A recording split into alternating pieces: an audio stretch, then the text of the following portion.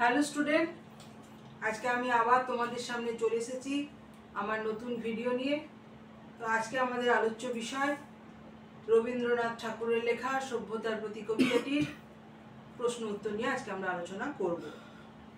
তো এই প্রশ্ন উত্তর আলোচনা করার আগে একটা কথা তোমাদের বলে রাখি, সেটা হচ্ছে যে আজকে আমি এই কবিতার উপর যতগুলো কোশ্চেন আমি আলোচনা করব সেই ততগুলো কোশ্চেনই কিন্তু ইম্পর্টেন্ট। সেই কোশ্চেনগুলো তোমরা যদি ঠিকঠাকভাবে পড়ো তাহলে আমি নিশ্চিত হয়ে বলতে পারি যে এর মধ্যে থেকে তোমরা কমন পাবে। তাহলে শুরু করি। চাই স্বাধীনতা, চাই পক্ষের বিস্তার, বক্ষে ফিরে পেতে চাই শক্তি আপনার। এই লাইনটা দেওয়া আছে। এবার এই লাইনটা থেকে চারটে কোশ্চেন আছে, সেটা হচ্ছে কয়েক দাগের কোশ্চেন কি আছে না, কার লেখা, কোন কবিতার অন্তর্গত, কোন স্বাধীনতার কথা বলা হয়েছে। কয়েক দাগের দুটো কোশ্চেন আছে, কার লেখা, কোন কবিতার অন্তর্গত, আর কোন স্বাধীনতার কথা বলা হয়েছে। কয়েক দাগের প্রশ্ন আছে পক্ষের বিস্তার বলতে কবি কি বুঝিয়েছেন। কয়েক দাগের কোশ্চেন আছে এরকম চাওয়ার কারণ কি।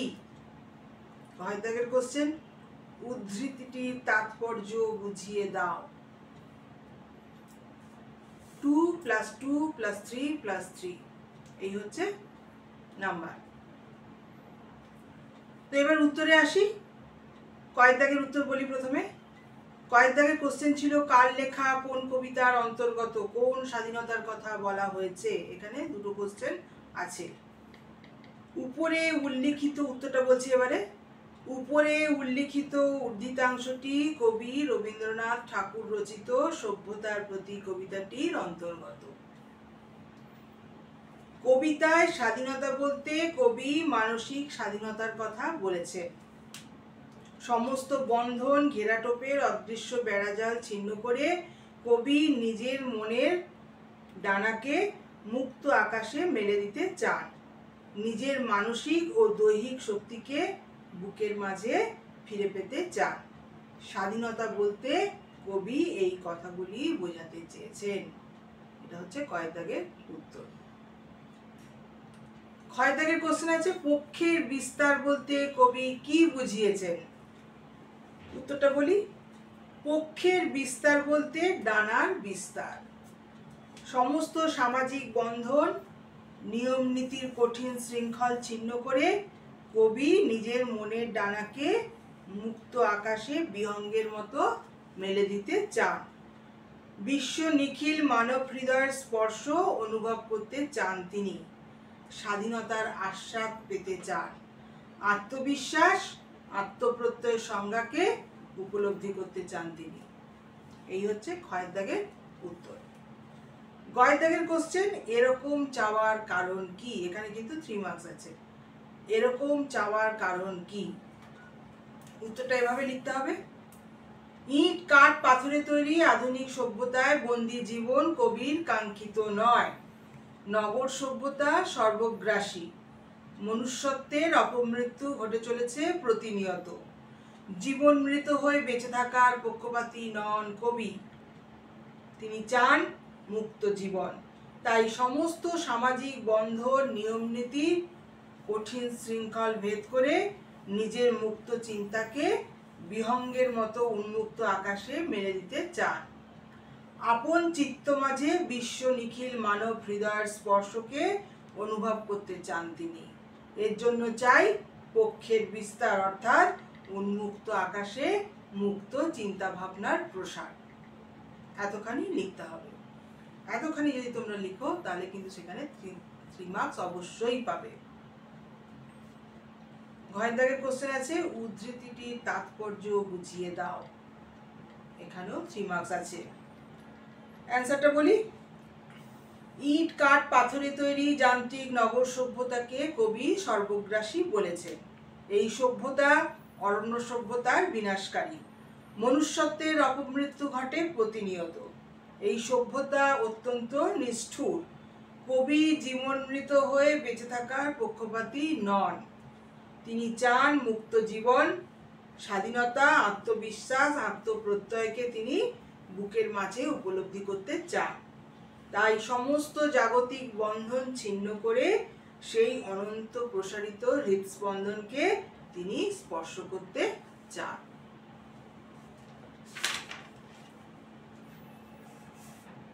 দুইয়ের দাগের কোশ্চেনে আসি এবারে।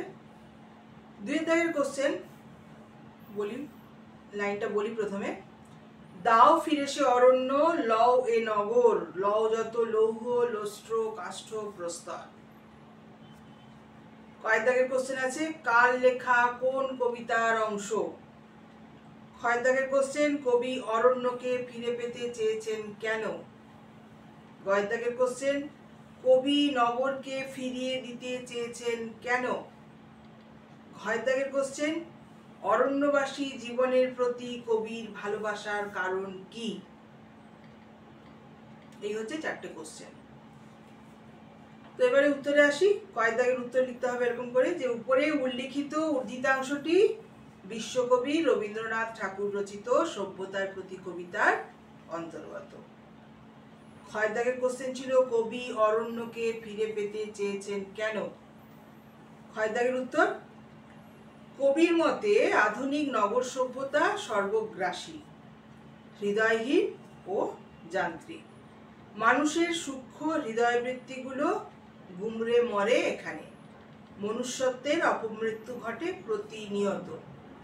সামাজিক বন্ধন ও নিয়ম নীতির কঠিন শৃঙ্খলবদ্ধ জীবন কবির কাছে মৃত্যু যন্ত্রণা থেকে কম কিছু নয়। কবি চান বন্ধন মুক্ত জীবন, তাই কবি অরণ্যকে ফিরে পেতে চেয়েছেন। এই উত্তরটা লিখতে হবে। গয়ের দাগের কোশ্চেন আছে, কবি অরণ্যকে ফিরিয়ে দিতে চেয়েছেন কেন? এখানে কিন্তু 3 মার্কস আছে। কবি, আচ্ছা, গয়ের দাগের কোশ্চেন আছে, কবি নগরকে ফিরিয়ে দিতে চেয়েছেন কেন? কবি নগরকে ফিরিয়ে দিতে চেয়েছেন কেন?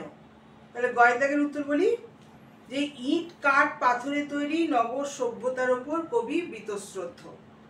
এই সভ্যতা অত্যন্ত নিষ্ঠুর। স্বার্থান্ধ মানুষ অরণ্যের বিনাশ ঘটিয়ে নগর স্থাপন করেছে। হৃদয়হীন যান্ত্রিক এই সভ্যতায় মানুষ ইটের মাঝে ইট, মাঝে কীট হয়ে বেঁচে থাকে। প্রতিটি মুহূর্তে সেখানে আছে বন্ধন, ঘেরাটোপের অদৃশ্য নিয়ম, নেই কোনো স্বাধীনতা। কবি চান বন্ধনহীন জীবন। উন্মুক্ত আকাশে নিজের মুক্ত চিন্তা ভাবনাকে দিগন্ত প্রসারিত করে মেলে দিতে চান। আপন চিত্তের মাঝে বিশ্ব নিখিল মানব হৃদয়ের স্পর্শ অনুভব করতে চান তিনি, যা আধুনিক নগর সভ্যতায় কখনোই সম্ভব নয়। তাই কবি নগরকে ফিরিয়ে দিতে চেয়েছেন। এই হচ্ছে গয়ের দাগের উত্তর। গয়ের দাগের কোশ্চেন আছে, অরণ্যবাসী জীবনের প্রতি কবির ভালোবাসার কারণ কি? উত্তরটা বলি এবারে। অরণ্যবাসী জীবনের প্রতি কবির রয়েছে এক নিগুড় ভালোবাসা। কবি ফিরে পেতে চেয়েছেন তপবনের সেই শান্ত, স্নিগ্ধ, পবিত্র দিনগুলি। তপবনের ছায়া সুনিবিড় তরুতলে দেবাত্মার সঙ্গে আত্মার যোগ সাধনে তিনি জীবনকে উপলব্ধি করতে চান। নির্জন তপবনের সহজ সরল অনাড়ম্বর জীবনযাত্রায় নেই কোনো কলুষতা। অরণ্য প্রকৃতিকে আষ্টে পৃষ্ঠে জড়িয়ে ধরে তিনি ফিরে পেতে চেয়েছেন সন্ধ্যায় নদীর জলে স্নান, গরু বাছুর চড়ে বেড়ানোর মাঠ, বাকুল নির্মিত বস্ত্র, আর প্রভাত ও সন্ধ্যায় বেদগান, পূজার্চনা, যাগযজ্ঞের পবিত্র বৈদিক মন্ত্রে আকাশ বাতাসে এক স্নিগ্ধময় পরিবেশ।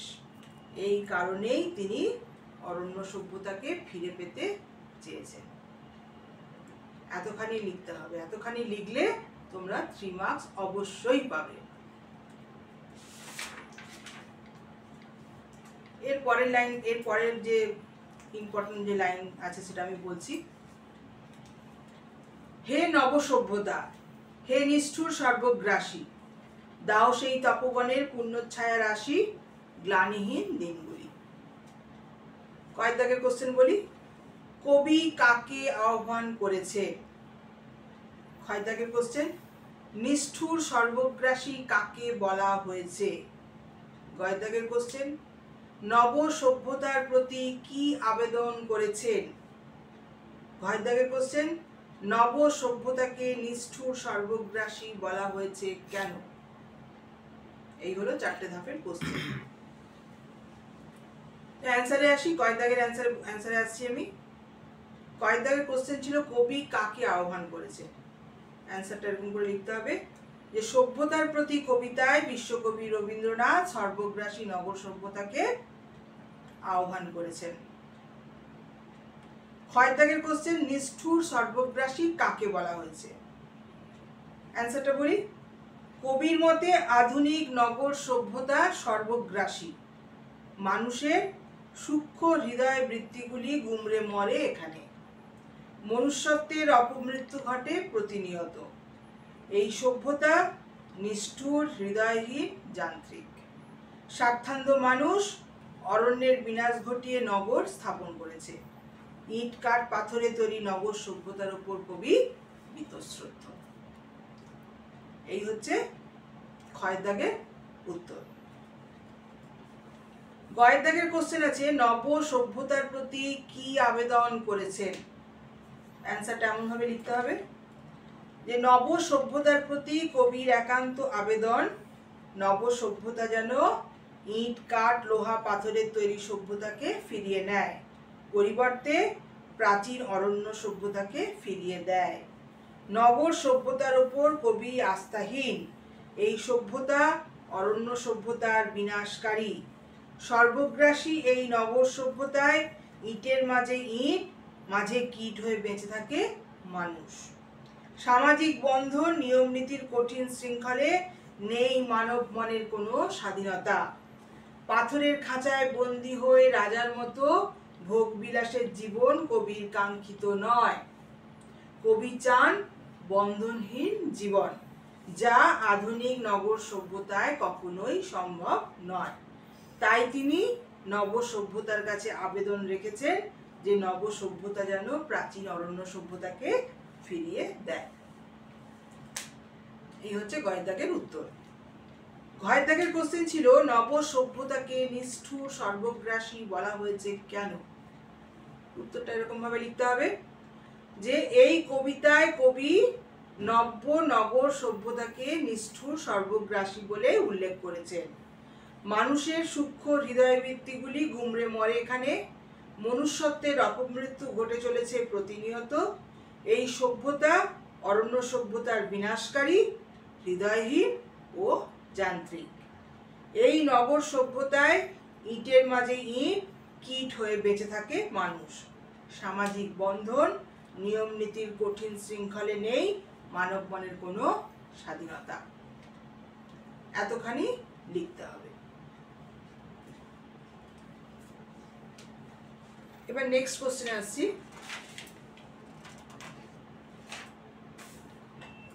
নিবারো ধান্যের মুষ্টি বলকল বসন মগ্ন হয়ে আত্মমাঝে নিত্য আলোচন। কয়েক দাগের কোশ্চেন, নিবারো ধান্যের মুষ্টি বলতে কি বোঝানো হয়েছে? কয়েক দাগের কোশ্চেন, বলকল বসন শব্দের অর্থ কি? কয়েক দাগের কোশ্চেন, আলোচ্য অংশে কবি কোন পরিবেশকে বোঝাতে চেয়েছেন? কয়েক দাগের কোশ্চেন, এই ধরনের পরিবেশের আবেদন কবি করেছেন কেন?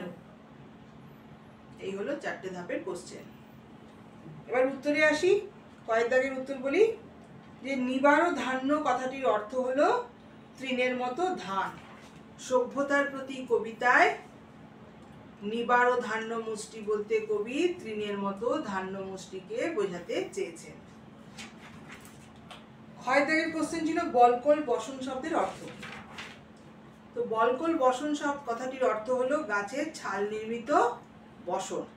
প্রাচীনকালে তপবনে বসবাসরত মুনি ঋষিদের জীবনযাত্রা ছিল অত্যন্ত সহজ সরল অনাড়ম্বর। গাছের ফলমূল ছিল তাদের আহার্য সামগ্রী, আর পরিধেয় বস্ত্র ছিল গাছের বলকল। এতখানি উত্তর যদি তোমরা লেখো তবে 2 মার্কস এখানে আসবে।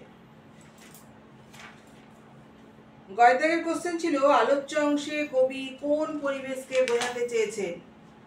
উত্তরটা এমনভাবে লিখতে হবে যে আলোচ্য অংশে কবি প্রাচীন মুনি ঋষিদের ছায়া সুনিবিড় নির্জন তপবনকে বোঝাতে চেয়েছেন।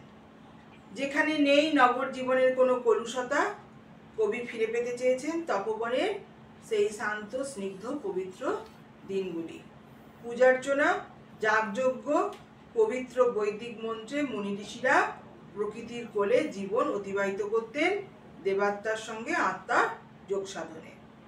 যেখানে নেই বৈভবের কোনো প্রাচুর্য, আছে শুধু সহজ সরল জীবন, আর আছে প্রকৃতির অমূল্য সম্পদ। আচ্ছা, ঘয়ের দাগের কোশ্চেন ছিল যে এই ধরনের পরিবেশের আবেদন কবি করেছেন কেন? উত্তরটা বলি যে কবি এই ধরনের পরিবেশের আবেদন করেছেন কারণ আধুনিক নগর সভ্যতায় সামাজিক বন্ধন ও নিয়মনীতির কঠিন শৃঙ্খলে তিনি আবদ্ধ থাকতে চান না। রাজার মতো ভোগ সর্বস্ব জীবন কবির কাঙ্ক্ষিত নয়। তিনি চান বন্ধনমুক্ত জীবন, চান নির্বাক স্বাধীনতা। উন্মুক্ত আকাশে নিজের মুক্ত চিন্তাভাবনাকে পাখির ডানার মতো দিগন্ত প্রসারিত করতে চান। অরণ্য পরিবেশেই সম্ভব জীবনের সত্যকে উপলব্ধি করা। আপন চিত্তের মাঝে বিশ্ব নিখিল মানব হৃদয়ের স্পর্শ অনুভব করা একমাত্র এই পরিবেশেই সম্ভব। এই পরিবেশেই সম্ভব মানব মনের সূক্ষ্ম হৃদয়বৃত্তিগুলোকে পুনঃজাগরিত করা। এই হলো ঘয়ের দাগের উত্তর। এই প্রসঙ্গে আমি বলি যে আমি যে কটা কোশ্চেন, ইম্পর্টেন্ট কোশ্চেন আমি তোমাদের সামনে তুলে ধরছি এবং তার অ্যান্সারগুলো আমি যেভাবে আলোচনা করছি এবং অ্যান্সারগুলো আমি যেভাবে বলছি, আমি যেভাবে উপস্থাপন করছি অ্যান্সারগুলো, সেগুলো তোমরা যদি ফলো করো তাহলে কিন্তু বাংলায় ভালো নাম্বার তোমরা পাবে, এটা আমার স্থির বিশ্বাস।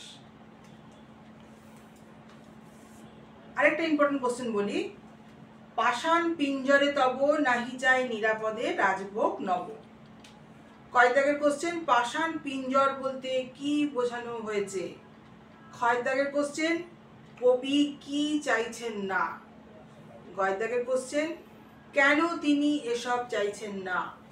ঘয় দাগের কোশ্চেন, সকলের বদলে কবি কি চাইছেন। এই হচ্ছে 4টে ধাপের কোশ্চেন। তো এখানেও 2 + 2 + 3 + 3 এই নাম্বার দেওয়া আছে। তো অ্যান্সারটা বলি।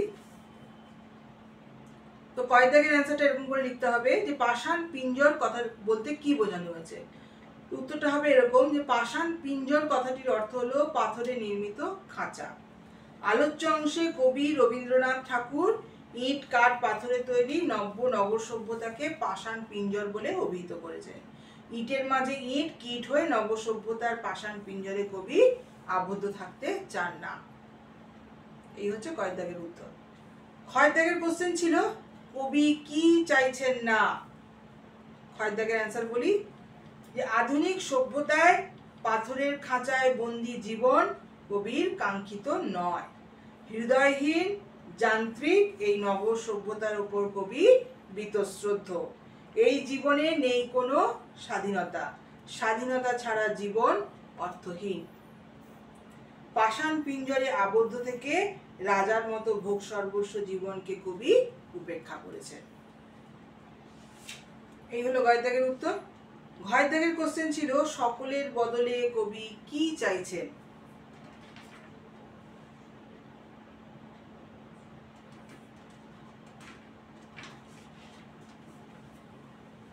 উত্তরটা বলি, সবকিছুর বদলে কবি চান স্বাধীনতা। ওই সুদূর আকাশে পাখির মতো নিজের মনের ডানাকে মেলে দিতে চান দিগন্ত প্রসারিত করে। সমস্ত সামাজিক বন্ধন নিয়ম নীতির অদৃশ্য ঘেরাটোপকে উপেক্ষা করে কবি জীবন সত্যকে উপলব্ধি করতে চান।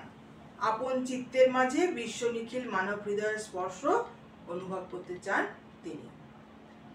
এই হচ্ছে উত্তর। তো এই সভ্যতার প্রতি কবিতা থেকে যতগুলো ইম্পর্টেন্ট কোশ্চেন হয় আমি সেগুলো সব আজকে তোমাদের সামনে তুলে ধরলাম এবং সেই কোশ্চেন অ্যান্সার আমি আলোচনা করলাম। তো আবারও বলি যে আমি যতগুলো কোশ্চেন আলোচনা করলাম সেগুলোই তোমরা যদি ফলো করো, সেগুলোই তোমরা যদি শোনো, আমি কিভাবে বলছি এবং কিভাবে কোশ্চেন উপস্থাপন করছি সেগুলো যদি তোমরা নোটিশ করো, সেগুলো যদি তোমরা ফলো করো, তাহলে আমি বলবো যে এর মধ্যে থেকেই তোমরা কমন পাবে। এবং ঠিকঠাকভাবে তোমরা যদি আমার মতন করে যদি তোমরা উত্তর লিখতে পারো তাহলে ফুল মার্কস অবশ্যই আসবে। তো আজকে আমার আলোচনা আমি এখানেই শেষ করলাম। তো আবারও বলি যে যারা আমার চ্যানেল দেখছো, যারা আমার ভিডিও শুনছো, আমার আলোচনা প্রত্যেকটা আলোচনা যারা শুনছো, প্রত্যেককেই আমি বলবো যে আমার চ্যানেলটাকে তোমরা লাইক করো, শেয়ার করো, সাবস্ক্রাইব করো। যার যা কিছু কোশ্চেন আছে, যা কোনো ডাউট আছে তারা কমেন্ট বক্সে এসে জানাও। আমি তার যথাসাধ্য চেষ্টা করব সেই ডাউট ক্লিয়ার করে দেওয়ার জন্য। প্রত্যেকটা কোশ্চেনের অ্যান্সার আমি দেব। তো আজকে আমি এখানেই শেষ করলাম। তো পরবর্তী ভিডিওতে আমি ছোট গল্প কিংবা কবিতার কোনো একটা নির্দিষ্ট টপিক নিয়ে আবার আমি তোমাদের সামনে আসব। তো আজ এই পর্যন্তই। তোমরা সবাই ভালো থেকো।